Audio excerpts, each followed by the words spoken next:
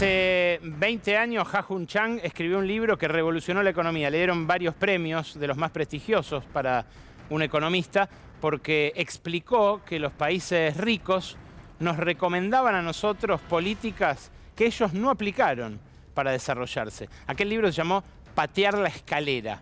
Y CHANG estuvo aquí en Buenos Aires, invitado por Fundar. Tuvimos la posibilidad de entrevistarlo. Lo vamos a compartir en 3 fragmentitos. El primero es este.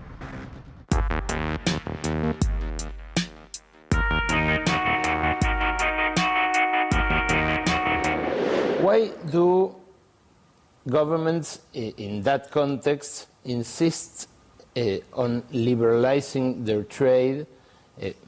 I mean developing countries' governments and the flow of capitals. If you demonstrated 20 years ago that was not how rich countries develop themselves. Well, I mean, one reason is that not everyone has heard of what people like me say, you know. So there's still a lot of ignorance because, you know, the standard media, you know, economics courses in universities, they tell you only one story, you know, unfettered free market and free trade, creating prosperity and making everyone better off. So yeah, there's still a lot of campaign to do, and this is why I keep writing these books aimed at the general reader so that more people become aware of this. Yeah? But secondly, you know, let's face it, I mean, there are elites in developing countries who actually would be better off if their countries didn't industrialize, yeah? Because you know, you are exporting, I don't know, I mean, soybeans or oil or whatever, and yeah, why should you kind of buy lower quality products that are more expensive that are produced at home when you could import better things cheaply from abroad if you have free trade, yeah? But this is exactly what happened in the rich countries in the past. You know, in the United States, when Alexander Hamilton, the first finance minister, or what they call the Treasury Secretary, argued for what is today known as infant industry protection, saying that, you know, the economically backward countries like the United States need to protect its young producers against competition from superior producers from England and other European countries. You know, Thomas Jefferson, the state secretary at the time and later the 3rd president of the US, said that this is insane. You know, why should we subsidize these inefficient Yankee manufacturers? Yeah? We can sell our cotton, our tobacco, of course, I never mentioned the slaves, yeah? and import much better manufactured products at lower price from Europe. Yeah? Hamilton is wrong. Yeah? Of course, actually 30 years later that Jefferson wrote this letter saying that actually I was wrong and Hamilton was right. But, you know, at the time, I mean, that he and other landlords said, you know, that trying to develop domestic industries is stupid. Yeah? This elite factor is very interesting. You in your country, which is noted always as a model of late industrialization and very rapid as well industrialization, the elites were disciplined by a very strong government. Do you think that in democracy we can find a way to make this dialogue between the elites and the society happen?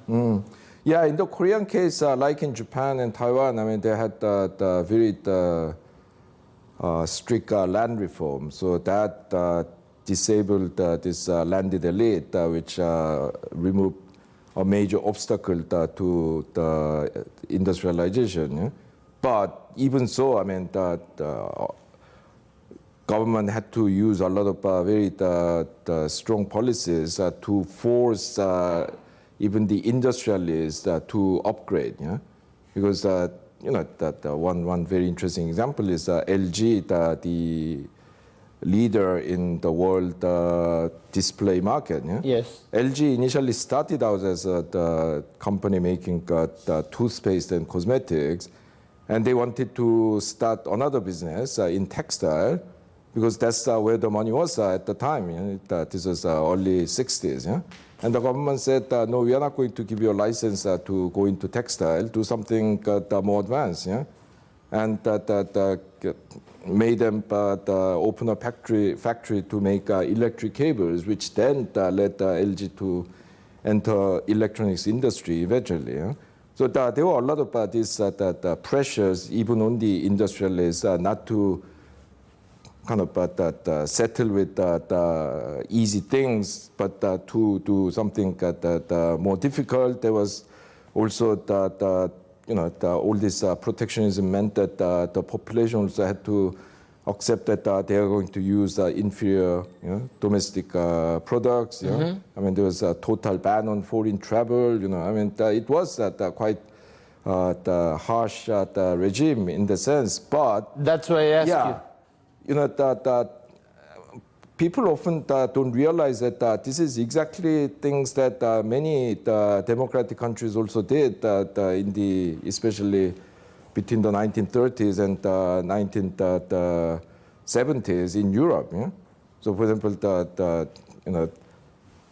It's not about the political regime. I mean, no. It's about the political consensus. Yeah. So sometimes consensus is created through genuine, compromise and social pact, as it was in the countries like Sweden, Finland. Sometimes it's sort of imposed by a powerful elite like de Gaulle in France. Yeah. But France still was a democracy, yeah? And then in some countries like Korea and Taiwan, especially if you are really poor and try to industrialize, then sometimes it takes a form of authoritarianism. Yeah? So, but to imitate a process of industrialization, late industrialization, you don't need to be authoritarian in a dictatorship. No, exactly. Yeah, I mean, France, Finland, Norway, Austria, all these countries used very strong industrial policies. But before, and they were imperial powers as well. Yeah, well, I mean, there's that, but after the Second World War, I mean, especially countries like Finland and Norway, I mean, they were not imperial powers. If anything, Finland was one of the few European countries which was a colony of another country. It was a Swedish colony for 600 years, Russian colony for 100 years. Yeah? So they, however, in the 50s, 60s, and 70s, used very strong industrial policy measures to create the move from one of the poorest economies in Europe to one of the richest economies. Yeah? So I think the people who keep talking about South Korea and Taiwan having been military dictatorships during their miracle development period say that only because they don't want their country to industrialize. Yeah? No, seriously, I mean, actually, if you look around, I mean, say, look at the military dictatorships in Asia, in Latin America, in Africa, most of them are actually the liberal, the neoliberal regimes, yeah? I mean, Pinochet, yeah? Yes. Yeah? Your military here, So actually, I could throw the same thing against these people and say, well, actually, if you are supporting neoliberalism, you are actually supporting military dictatorship, yeah? But that's not how you should conduct the debate. I mean, you should, I mean, it is true that you need some kind of national coherence and kind of cooperation. It can be generated in different ways, yeah? And yes, I mean, sometimes it involved violence, yeah? But that violence, I mean... it's not a prerequisite. Exactly, yeah, it's not a prerequisite, yeah?